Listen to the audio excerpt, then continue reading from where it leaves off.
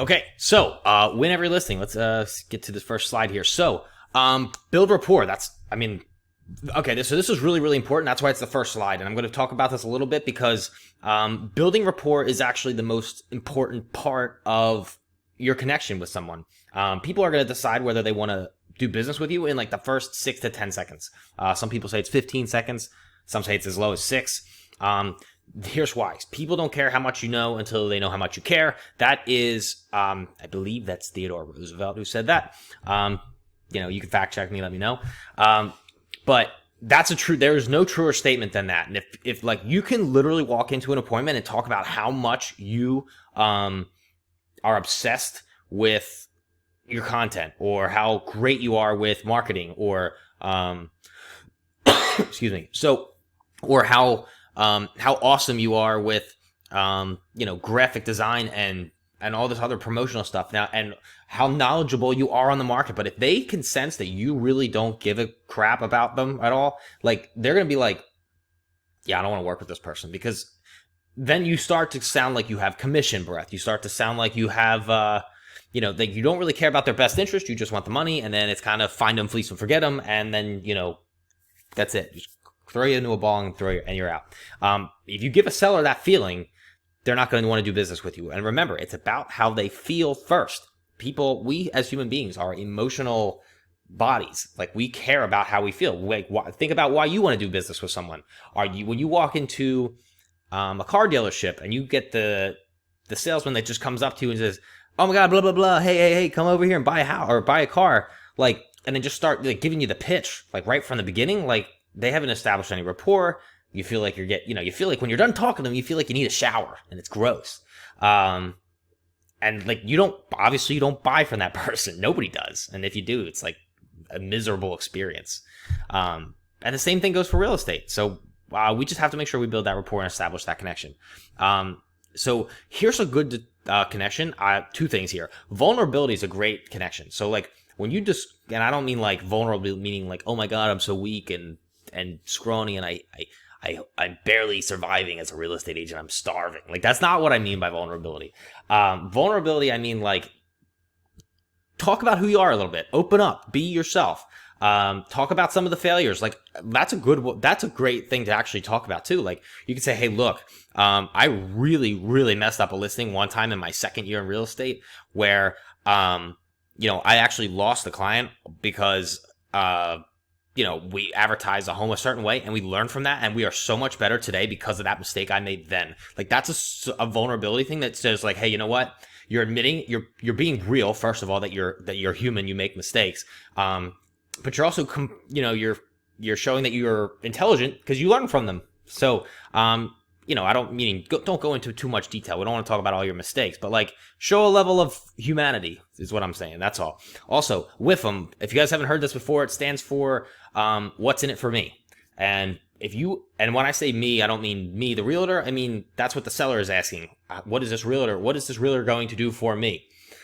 So if this, they want that question answered. And if you don't answer it, they don't work with you. So basically you have to go through you got to ask and learn about them. You got to find out what's important to them. Find similarities with them. Look around the house. Do they have kids in the same school as your kids are going to? Do they do boats? Maybe you're a boat person and they're a boat person, or whatever it is. Or maybe they went to the same high school as you, or whatever it is. Find out where the similarities, connect on the similarities, build rapport. How to Win Friends and Influence People. It's kind of a no-brainer as far as sales books go. It's like the number one sales book ever written. Study this book. Reading it once a year is not a bad idea at all. And then The Psychology of Selling by Brian Tracy is a great book. I mean, it is Brian Tracy. Anytime he puts out anything, it's always good. So, I do recommend reading this. He does talk about the psychology of what happens when you initially meet a person. How do you build a bridge and connect with that person right away? And things like that. There's a lot of other books on selling, and there are a lot of great ones. I'm not going to go through it today because, like I said, I'm trying to make this like under an hour for you guys to get through this and give you guys as much value as possible. But, I would start with The Psychology of Selling for sure. What else we got? Establish credibility. Focus the conversation on them. Your job is to listen on the second and third level. So what I mean by second and third level, like, okay, when someone says, I need to move because of, because we're downsizing, or you know what I mean? And it's like, okay, that's one thing. Okay, great. They're moving because I'm downsizing. That's the first level. But you need to know what's on the second level. Okay. Why are you downsizing? Tell me more about that. We're getting second level here. Like, okay, cool. Well, I'm downsizing because my son just left and went for college, and now we don't need this big house anymore. My last child is finally out of the house. That's, we're second level. Okay, cool. And third level here is like, okay, now how do you feel about that? Now, what is that? How now you can start to get into the psychology of like, well, how's that making you feel? Like now it's showing you that you're showing that you care. And now we're well below the surface here. Like, how's that make you feel? So then they start talking about themselves and they start discussing their feelings. Remember, feelings are important. We're emotional human beings. And when people start to disclose and be vulnerable, as when people feel comfortable enough to be vulnerable with you, that's when trust is built. And that's important, obviously, because they're about to trust you with the sale of their home. Find out their why. Like I was just saying, I'm getting a little ahead of my own presentation here. Tell your story and be authentic too. So like, don't try to be somebody you're not. If you are lacking credibility, maybe it's your first year in real estate, you don't have any past clients or testimonials, I would say, like, when I say leverage your brokerage, don't just say, my brokerage is not, like, for me, I could easily just go into any appointment and be like, all right, look, I work at KW Philly. We're the number one brokerage in the city.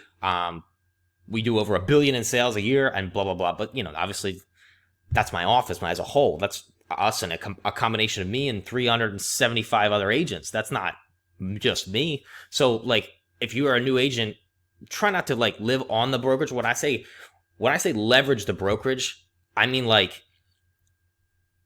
talk about the resources you have access to. Like instead of saying I'm a Keller Williams Philly, I have, we're the number one office in the city and we sell over $1 billion in sales. Instead of saying that, I would say something, look, I'm pretty new to the real estate business.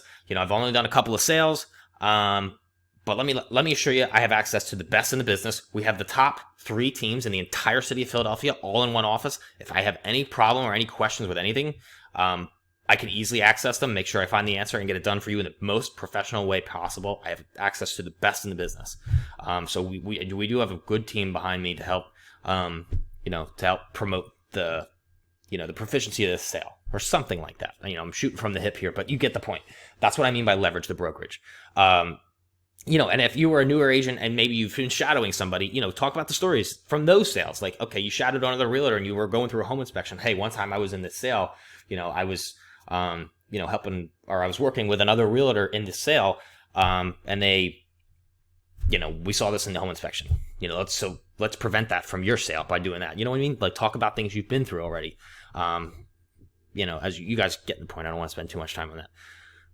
So leverage your team if you're on one. Same kind of situation. It's, hey, look, this is the team I'm on. We're a $100 million sales team and I have access to the best in the business. Same kind of pitch. List any past rewards or certifications. If you're not new and you have rewards and stuff, don't spend too much time on this. Remember, people don't know how much you care or don't care how much you know until they know how much you care. Have the rewards there. If they want to ask about them, great. But, just kind of put them there. They're kind of like show them, but don't talk too much about them. Quality of physical material is important. So like use Canva for graphic design. You want the graphics to look good. Canva's not too expensive. And if you want, and then go out and get like a real nice, like a binder or booklet or brochure or something. Staples, you can get you can get less than $10 per presentation. Like that's awesome. I mean, like think about this. If you get, say you do 2 or 3 listing appointments per week, that's less than $30. Say it's $30 and you get all 3 or you get maybe one of them. If you get one of the listings, it will pay for all 3 of those presentations. So it's worth the investment. Make sure your stuff looks good. You don't want to just like kind of roll in there with just a regular piece of paper and be like, here's some comps and that's it. Like that doesn't look good. You want them to hold it, looks good, it feels good, it's professional, and it's not that expensive. I mean, go to Staples and buy, maybe just one day, just go there, drop $100 and get 10 of them. And then you just use them for the next 10 presentations. You're going to land one of them, right? I would hope.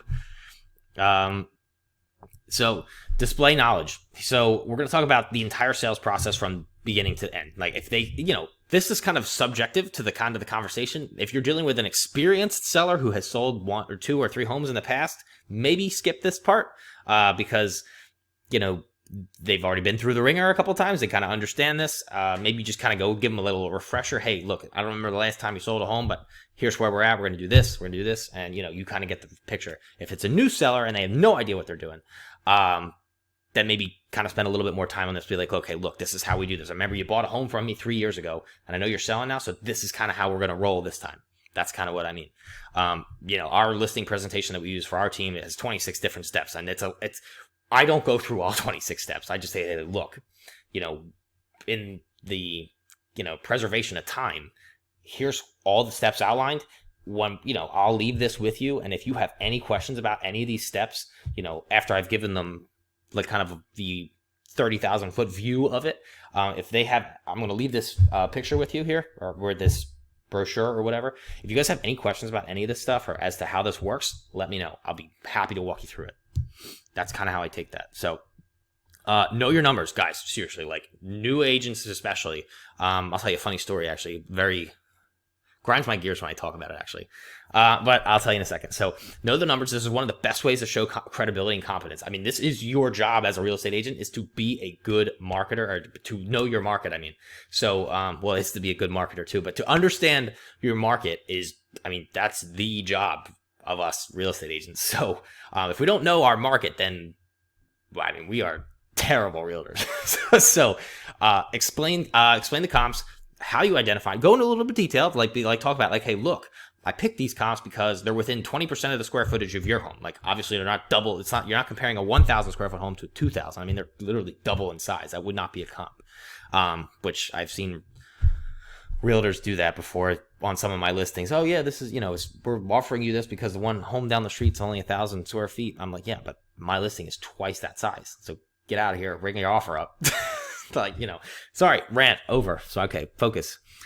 So explain the comps, how you identified them, and then how they relate to your property. So, go into detail. Like, okay, this is within 20% of the square footage. It's got the same amount of bedrooms. It's got this other comp has one more half bath than you, which is why it sold probably in this price range, which kind of, means this for your price. It had a finished basement. Yours has an unfinished basement, but you got parking and they don't. And, walk through it. Explain it. That shows competence. That shows credibility, just because you know what you're talking about. Let me give you an example of this. And this is the story that grinds my gears. My first year in the business, I think I was 6 months into the business, and I was going on my listing appointment for the biggest listing I ever had. It was I think at the time it was going to be a $680,000 listing. And I was going up against 2 of the best real estate agents in my area. At least 2 of that, both of which are doing over 100 million in sales. So, and I'm what did I say, 4 to 6 months in the business or something like that. So I'm not doing 100 million in sales, and I'm not on a team. I'm just me, myself, and I. And so I walk into this appointment, and this woman, she was probably, the seller was like 65, 70-year-old woman. So I'm like, all right, cool. Give her a little, my Hungarian charm, the whole thing. And, so I go through all the numbers and I show her all the numbers I have. And, I studied these numbers so well that anything she would have said that would ever contest anything I said, I would know right away that she's lying. I'd call her out on it. And obviously in a very professional way. I wouldn't just be like, you're wrong, lady. Like I obviously wouldn't say that. But I would kind of ask her to back her argument up. And when she couldn't, it was kind of obvious that she's making it up. But all of that aside. So she actually says to me, this just drives me nuts. So she goes, that's really, you're really, really good at this, Steve. Like you know your numbers better than everybody else. And, if you were just a little bit older, then, I would give you the listing, but I just don't want your face on the listing. And I was like, what? So you're telling me I'm the most competent person that you've seen come in here. I've demonstrated pure competence and ability, and you don't want to hire me because I'm too young? I mean, ageism maybe ring a bell to anybody? I'm freaking out. I'm not freaking out. I'm just like, you know what? Fine. Like, I walked out of there, like, she did everything but, like, pat me on the head and say, good boy, you're cute. Like, that was just the worst. So, obviously didn't get the listing, because I told her the reality of what her price was going to be, and she listed it $60,000 higher than what I told her. 362 days later, she sold it for the price I told her. God, I would have saved her a year. But, so that doesn't, that's not a guarantee, obviously, but the reason I'm telling you this story is not because I was a victim of ageism, but was because I displayed my knowledge and it showed. And I learned that day that my knowledge can beat out better realtors than I am. I beat out the two best in the city at the time, as a couple months old in the business, because I knew my numbers and showed it better than they did. Now, again, this goes to, you don't have to be, like, sometimes we as real estate agents, we think we have to be so much better than everybody else. And, we can be, and we are in some cases. But you don't have to be that much better all the time. I mean, think of a horse race. I forget who told me this story. But think of a horse race. Like, the winning horse gets, like, I don't know, $10,000 for the winning horse, and the second place horse gets, like, what, $2,000 or nothing or something like that? I don't bet on horse races, so I don't know. But, like, that first place horse only has to win by this much. It doesn't have to win by a huge majority. Like, it just has to win by this much in its first place. That first place is first place. That's it. So same with any kind of race, not just horse races. So that real estate's the same way. Your listing doesn't have to be hugely better than everybody else's. So anyway, sorry, rambling a little bit, trying to get through this with you. Displaying knowledge here. So here's another couple things. You have some numbers here, like factual evidence, like use NAR, like National Association of Realtors, or your own MLS, because when they'll talk about something like, you can use references like, hey, look, if we go to that lady who told me I was too young, be like, look, lady, your house is it'll sell more if it sells in under 30 days. Here's, whatever. So, like, you can use things like, sorry, I'm, like, still boiling inside from that story. I shouldn't have told it. But, we could do something like, you could quote and be like, hey, look, Mr. Seller, let's try to price it a little on the, closer to market value, because I want to try to get you a little bit more for this house, and homes, based on my research, homes that sell under 30 days usually sell for about 4% higher. And here's where I got that from. The National Association of Realtors in 2019, I don't know, making stuff up at this point. But, knowing these stats and staying on top of these numbers is important. Or like, homes, or maybe you're dealing with a for sale by owner and be like, hey, look, I've done the research. I know homes that have sold without a real estate agent tend to sell for 21% less than homes that do sell with a real estate agent. Here's why, I do recommend that maybe a real estate agent is better for you, or whatever the situation is. But you can quote these stats and references and use concrete factual evidence. I mean, maybe especially if you're dealing with a pragmatic person. I'm very pragmatic. I'm very numbers oriented. So if someone came in and told me numbers and that I could back those numbers, and they could back those numbers up, I'd be all on board for sure. But you got to know your audience too. You're dealing with an aesthetic person. Numbers don't really mean so much. So past experiences. Let's see. Yeah. Sorry, we already talked. I was totally like cracking my neck and so I lost my train of thought. So past experiences, use those as well. Like for me, I talk about when I tell a seller that we should list the home a little bit lower than what they want. I'm with a guy named Vinny one time, and he wants to list his house at like 395, 400,000, and his house value is more like 375, 380. And I'm like, and he kind of gave me a little pushback on it. And I said, look, here's why. And then I talked about a past experience, which was this woman, Tiffany, I said, hey, look, I sold this woman's home. Her name was Tiffany. She wanted $480,000 for her house. So what I did, but she wanted to, I told her to list it at 469.9. And she was like, she really fought me on it. And I said, look, if we do this, we'll get you the 480. We might even get a little bit more because it's under the market value. We'll generate more buyer interest. It'll be a more magnetic property on the market. And it's in a good area. Just trust me on this. If you don't like what you see, you don't have to accept any offer that's less than 480. But like, just trust me for the first at least 2 to 4 weeks. And the first week we put it on, 15 buyers came to the open house. 5 offers came in. Top offer was for $490, $10,000 higher than what she had originally wanted. Of course, she was ecstatic. She's happy she listened to me. I can tell Tiffany's story to Vinny, and Vinny's like, you know what? Fine. Do it. And so I do it to Vinny, and obviously, at this point in time, Vinny is not on the market yet, but we will be getting him on the market pretty soon, and I will let you guys know how that works out. So anyway, use those past experiences to communicate value. And the reason I say use those past experiences is because facts tell and stories sell. Stories sell. I forget the name of the book. It's Story Brand Marketing or something like that by Donald Miller or something. Very good book. I'm looking over my library to see if it's in there anywhere, and I can't see it. But yeah, that's a great book. But facts tell and stories sell. If you can tell your stories through your listing appointment, that will close people, because it shows you have experience, it shows you have knowledge, it shows you have capacity to understand situations, all those good things. So here's another thing: here's how you kind of separate yourself a little. Here's a way to separate yourself a little bit from the market. Like, show your value by looking at the house a little bit differently than every other realtor. So, and I'll tell you this 3-bedroom to 2-bedroom story. There's a house that this was not actually my own listing, and I was actually the buyer agent on this house, and I was showing it to a family. And in Philadelphia, what's kind of stereotypical in South Philly homes is we have these 3 bedrooms upstairs in these row homes, and that 1 bedroom is just so damn small, and sometimes it's actually just a closet. You have these 2 bedrooms, and then there's the 1 bedroom in the middle. It's just, there's no closet. It's just like this. It is the closet. So it's not really a true 3-bedroom. So when they're advertised as 3 bedrooms, so many 3-bedroom buyers can be turned off.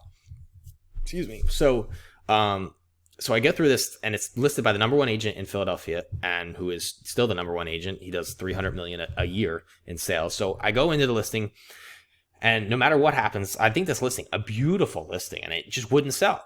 And I finally go through it, and I was looking at it, and my buyer was obsessed. She goes upstairs, and she looks at it, and she's like, oh, deflated. She comes down almost in tears. Like, I was about to make an offer on this house, and the bedroom upstairs, that middle bedroom is just so small. It's not a 3-bedroom. I can't buy this. And she walks out of the house, and I'm like, damn it. Like, damn it. So, we go through, we get this feedback email, and I reach out to Mike, the listing agent. I'm like, hey, Mike, just so you know, like, beautiful listing, man, but try advertising this as a 2-bedroom instead of a 3-bedroom. That you sell it much faster. Because what happens is the 3-bedroom buyers are walking in there and seeing that third bedroom as a negative. But if you advertise it as a 2-bedroom, you will attract 2-bedroom buyers who will see that small bedroom as an extra space, a bonus space, see it as a plus. Go ahead, change it and let me see. He goes, wow, brilliant idea. I'll do that right away. So he changes it, emails me at the end of the week. Hey, Steve, just sold the listing in 4 days. Awesome. Thanks for the suggestion. I said, great, send me a check. But he obviously didn't send me the check. But it was cool. So that's kind of the approach that you should take to your listings. And I learned that day, even though I didn't make that sale, I learned that way to look at a home a little bit differently like that will actually help build credibility, knowledge, and be more attractive modeling, marketing campaigns for listings. So also, you want to have a plan. You want to create a target buyer pool, and I guess in the marketing world, we call it an avatar. Who's your ideal avatar, your ideal client? Who is it? Is it going to be an upsizing couple, like with a newborn baby, or is it going to be a first-time home buyer, young single, young professional type? Like, what are we looking at? Like, we have to identify that and then market to that. And having that plan, like knowing what you're going into ahead of time, will prepare you for that person. And then when you can describe that person to the seller and be like, this is your buyer, this is who we're going for. If someone else other than this buys it, great, but this is who we're going for. And then you can explain that and that shows marketing competence. Explain the most effective marketing methods you'll use in today's real estate world. So, go into a little bit of detail here. And what's cool is, even if they don't understand how it all works, like, you don't have to go too crazy into like the techno babble of it, but just give them kind of the broad picture and be like, okay, look, this is what you probably have been pitched this before. Like, some of the things I might say is like, look, you've probably been pitched before. Oh, we'll give you your, some of the other realtors who you interviewed might say, oh, we'll give this property its own website, blah, blah, blah, blah, blah. Here's why we're not going to do that. And we're going to talk about all the things why. And I'll explain all those different reasons why we're not going to do a website. We're going to do a sales funnel instead. And this is the difference. And here's why. And I'll go through all those information. They'll be like, what's a sales funnel? And everyone's like, and then, like, blows the seller away. Like, oh yeah, look, that's so much better. That makes so much more sense. Like, And then they start shaking their head like this, and then he's like, yes, I have you. Like, yes, I have you now. So it builds credibility. It shows that you're competent. Discuss staging if it's a house that needs staging, maybe a vacant new construction or whatever. Whatever else. Maybe it doesn't need staging. Maybe it just needs to be cleaned up. Very important, set expectations. We want to set expectations because, so let's put it this way. Conflict arises when expectations are different. So if we're all on the same page like this, and all expectations are always the same level, conflict does not happen. Like if you say, hey, look, if we list this house at this price, it's going to sit on the market for about 60 to 70 days. Are you okay with that? No. Well, then we need to list it at a lower price. Or you know what I mean? Like you set the expectations. That way when we listed at the price that they said, even though I told them it was a stupid price, in a nice way, when it doesn't sell, it's like, hey, you know what? Right, Steve, you did say this was going to happen. Okay, you're in charge now. Like, that's what, you know what I mean? So set the expectation. Also, set the expectation for what buyers are going to say. Look, Mr. Seller, don't be offended when buyers don't like your house. Not everybody has the same taste as you. Blah, blah, blah, blah, blah. Go into different ways we can set expectations. Be aware that sometimes buyers are going to leave lights on in places. Make sure, like, when you come home at the end of the night, check the whole house. Make sure that nobody left lights on in the basement. Make sure your doors are locked, because some of the realtors will leave doors unlocked. It's annoying. I don't know why they all can't just lock the damn door and turn the lights out, but sure, do that. Just make sure that you're aware of that. Maybe get a cage if you have pets. Keep the dogs or cats in a cage so that, someone who leaves a door open, the cat doesn't fly out and you lose your cat. And I like to do this thing called a pre-listing agreement with the seller. So it's kind of a handshake thing, not really anything in writing. If you want to put it in writing, you can. But what I do is when I can't reach an agreement with the seller on a price, I'll be like, look, I know you want to list it at $400. It's worth $379. How about this? I will give you 2 weeks at $400. If it's not, I'll give you the two. When we list a home, the first 2 weeks are the best 2 weeks for our listing. Like, they're the hottest time in the market. It's a fresh listing. It's a hot listing. Everybody wants to see it. If it's not sold in those hot 2 weeks, it's because the price is too high. Because it's a beautiful house. And I just want to let you know that. And if it's not sold, we're changing it to $379. Fair? Do I have an agreement with you? Is that fair to do? And I'll get the agreement with them. And they'll be like, all right, look, fine. And I said, and if you're right, then great. You're right. You get more money. And, and I'm sure you're not going to fight me on that, correct? But I'm telling you, I don't agree that the price is going to be that high. And I'm fairly confident in that. And only one time did I ever get that wrong. And it was because the buyer absolutely overpaid like hell for this property. Came in with a cash offer, because if it was a mortgage, I would have never appraised for the price that it was purchased for. It was worth about $315, and he bought it for $350. And I was like, thank God he's paying cash, because this thing is not gonna appraise. But my job is to get the seller as much money as possible. So that's what I did. All right. So outline how you'll be spending money. So this is where you get into the details of your actually marketing campaign. Like, what are you going to be doing? Like when someone tries to hit you up for your commission, be like, hey, look, you want me to spend less money? I'm going to be, if you want me to take a 5% commission instead of a 6% commission, well then, we're going to lose, maybe this social media thing here and the sales funnel thing here, we're going to have to get rid of those. And the videographer's got to go too. So, it's all part of the marketing expenses. So, you're taking money out of my marketing budget if you do this. That's a way that maybe you can combat, the commission thing. But I have another slide later for that. We'll talk about how to save your commission as well. So walk them through your social media campaign, how it'll be work, what you'll be doing, why you'll be doing it. Talk about your, I'm not trying to get into like a sales pitch or anything, but one of the things I teach in my coaching program is content educational marketing. So if you have that going on, you can be like, boom, boom, boom, boom, boom. You talk about your social media content, blah, blah, blah, all that stuff. You could talk about, you're going to have, what's that thing called? I always forget what this is called. It's the video. All right, whatever it is. You get the video walkthrough. You can basically put this Matterport cameras. That's it. You put a Matterport camera where we can create digital walkthroughs of the house for buyers to actually tour the home from their own home. Cool things like that. We'll talk about, obviously, a videographer. We'll have a professional video where we have, I'll be in the video, walk people through the house themselves, kind of as their tour guide. Photographer, professional photos. Obviously, that's kind of a no-brainer. Do not, unless it's like a shell. But if it's a nice home, get a professional photographer, guys. Like, God, realtors that just take pictures on their phones, just not professional. I mean, unless it's a shell, like don't bring a professional photographer in to take pictures of, broken beams and smashed windows. Like, you know what I mean? But other than that, like, come on, get a pro. Unless you're a professional photographer yourself, then just do it yourself. But mailing to the immediate neighborhood, that's, let everybody know. A lot of companies will actually do mailings for you, just right around right around the area type thing. And then explain to them what a sales funnel is, as why it's better than a website. And I did a training on this recently. I maybe should put the video up somewhere on my Facebook. I'll put it up.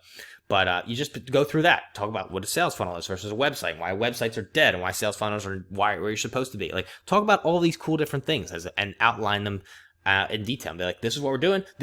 Actually, what's even better is talk about what everyone else is doing. Everyone else is doing a website.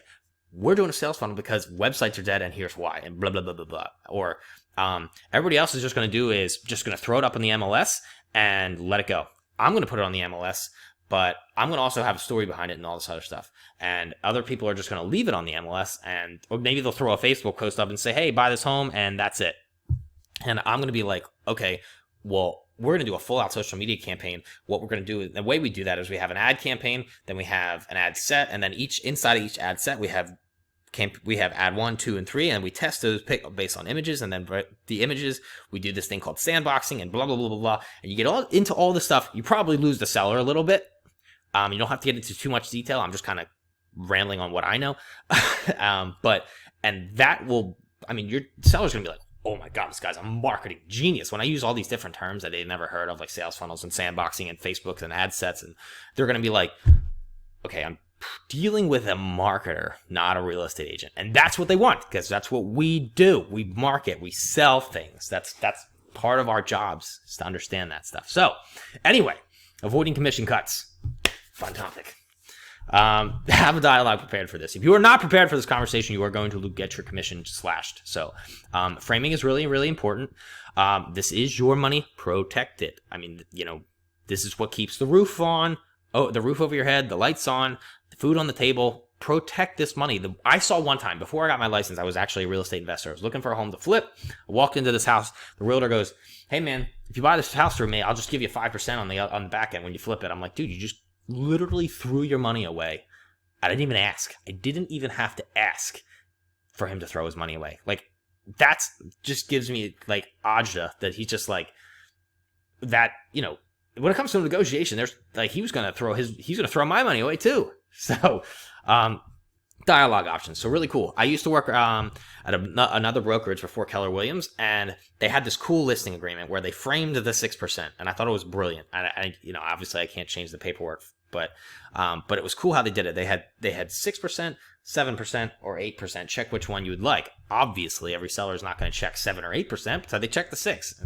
that was a cool option. It's like, sellers like, how much is a commission charge, or how much do you charge on the commission? Now, and this kind of wraps into this second one here, this compensation to the brokerage, not a commission. So what I would say is like, well, look, the compensation to our brokerage is, instead of the commission I get, is more like the compensation I earn. The compensation is, the compensation that the brokerage will get is whatever box you check here. So you could, 6% is really standard, but if you like me enough, you could do 7 or 8. And then obviously they always check the 6, but never had a 7 or 8 yet. But you could also do a dollar amount discount. People might say, what's typical here in Philadelphia is a 6% listing is what you're supposed to get, and then you give 3 to the buyer agent, so we split it evenly. That's normally how it works.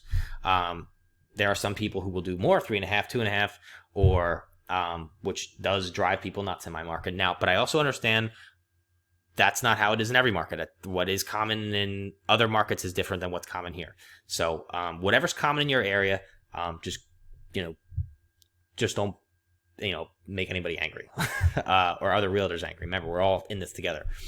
Dollar amount discount. So so instead of like 5% or 6%, like, oh, can you sell it for 5% instead of 6%, and which might be a $3,000 or $4,000 cut. Like, I might say something like, well, how about this? Like if I absolutely have to give up my commission, like if I absolutely have to, then I'd be like, all right, look, I'll give you $500 off. And I could save you $500, and that way I'll give them something, but like I'm not going to give away $3,000 or $4,000. That kind of, you know what I mean? That's kind of, I've never actually had to use that one, but I was taught that one. I just never really liked it enough, but I know some other people in different markets that might apply, so I threw it into this presentation, so maybe you guys can use it yourself, just to kind of give you the idea.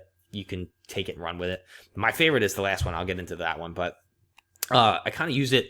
I kind of use the compensations of the brokerage, don't make a big deal, and just keep going with it. And then the last one, what do you want to walk away with? All in conjunction with each other.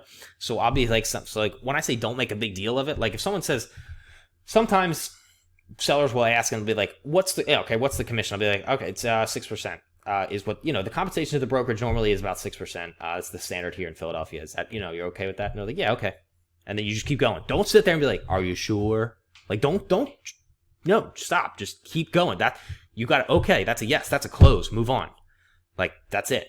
Don't make a big deal. Okay, great, cool. Now this is what we're gonna do. This is on this part of the agreement. This is the MLS, and this is where we need your permission to check this box so we can advertise it on the internet. Blah blah, and just keep going. So I kind of, like I said, I use this in conjunction with everything. So with these other two. So what do you want to walk away with is my favorite close. I really like that one. What happens, like I just had this conversation with another seller.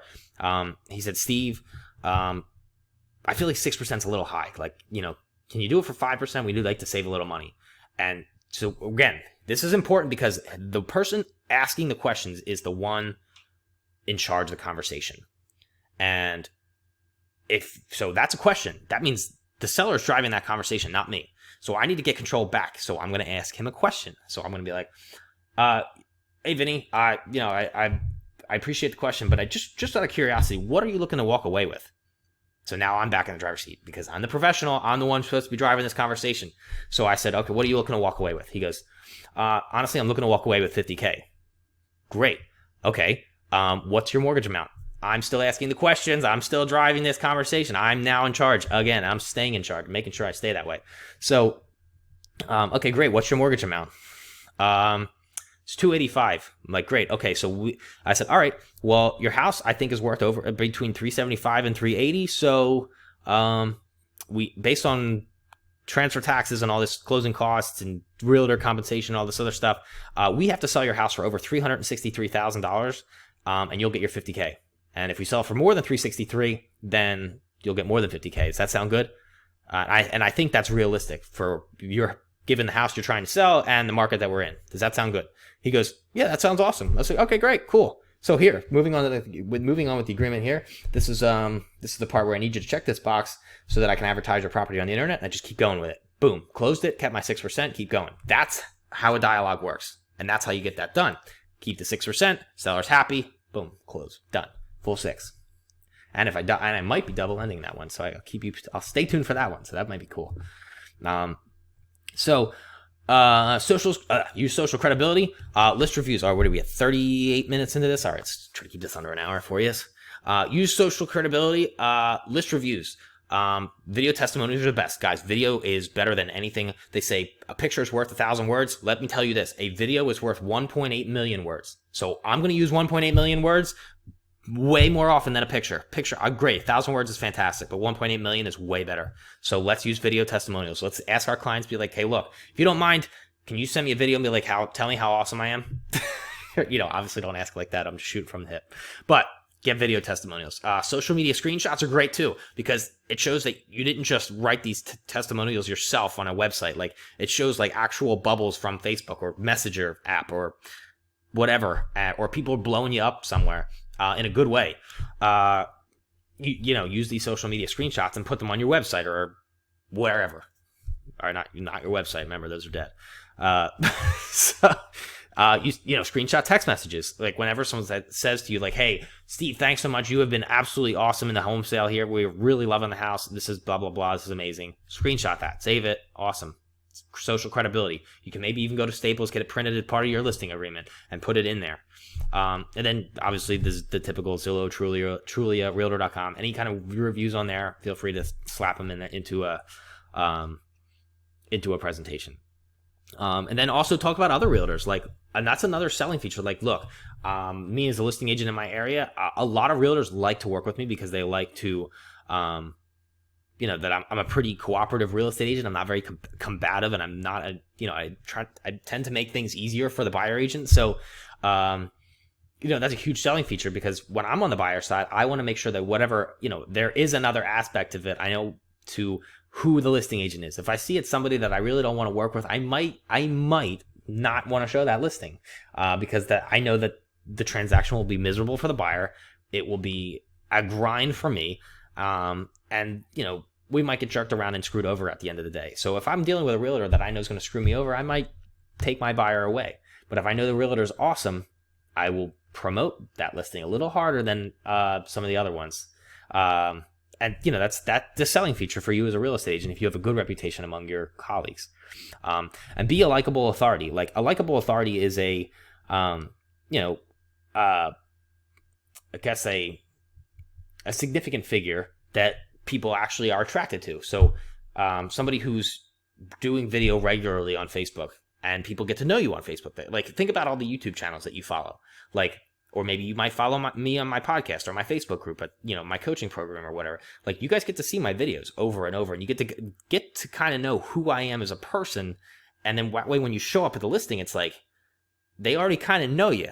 Like, you're an authority because you're everywhere, and you walk into the appointment and they already know who you are, and they already like you.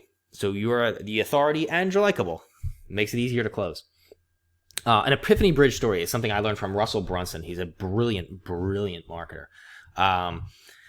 And the epiphany bridge story is basically your origin story. Like, how did you start? Like, if, you could share this on social media, you could share this on, in your presentations, but like, hey, look, this is how I started. I was a broke college kid. I went through, I got an accounting. I was an accounting major. I hated it. I really sucked.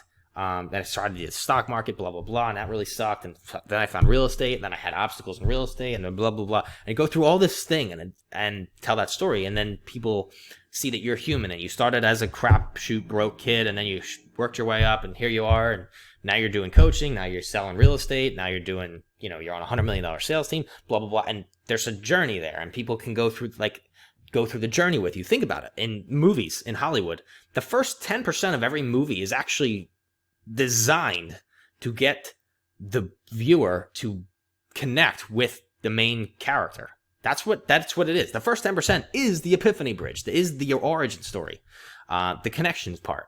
So you can do the same thing in your listings, or on your social media profiles. I think we're getting towards the end of it here. I think this might be the last or the second last slide. Stay in touch with people weekly. This is something I do really well, because I hope everybody would do very well. Is because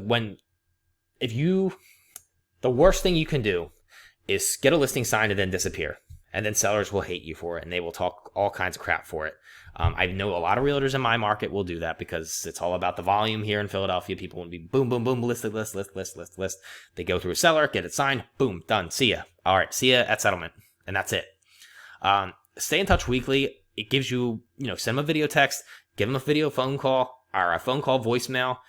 You can actually, on iPhones, you can actually record a message with your voice and then send it as a text, like perfect. And then gather feedback from the showings. When I say hit, don't get hit on what you see here on the slide. Think about in football. The guy who's tackling is usually the one who does not get hurt. It's the guy who gets tackled who usually gets injured. The guy who gets hit is the one who gets injured. Now, for you as a real estate agent, deliver the hit, make the phone call, or send the voicemail or the voice text or the video text. Because if you're sending that, that's usually your response to that update is usually, okay, cool, Steve, thanks. Whereas if they're calling you, it's like a 25-minute conversation, and it's, you got to work your way through the conversation. It's 25 minutes your day gone versus like maybe 2.5 minutes, where you could have just said, hey, here's all the feedback from the previous week, blah, blah, blah, blah, blah. Here's the update, and I will touch base with you next Monday at this time if I don't have anything new to report between now and then. Great. Send it, and then the response is usually, awesome, Steve, thanks for the update, appreciate you keeping us in the loop. And that's it. Boom, done. So stay in touch weekly. Deliver the hit, don't get hit. If you have no showings, report current market data. Remind them all the things you're doing. Talk about social media campaigns and all that stuff. And then analysis as to why there's not showings. What's going on with the market? Like, is it the time of year? Is it the holiday? Maybe it's December 20th and everybody's buckled down for the holidays and that's why you're not getting showings. Explain this stuff. Or maybe it's Memorial Day weekend. It's a holiday weekend. Nobody's around. Or it's the middle of the summer. Everybody's on vacation. Or whatever. Find out why. Or maybe the house is too high. The price is too high. You know what I mean? So give them some kind of insight and let them know what's going on. Or, hey, you know what? Your house smells bad. It's because you're a cat. Get rid of the cat. something like that. So that's the end of this. That is the end of the slide. So, guys, thanks so much. But I know I did promise you guys at the beginning of this that I did have something special for you. So I did want to get into that. And if you have another, maybe like 5 or 10 minutes, I'll just go through it real quick, and we'll go from there.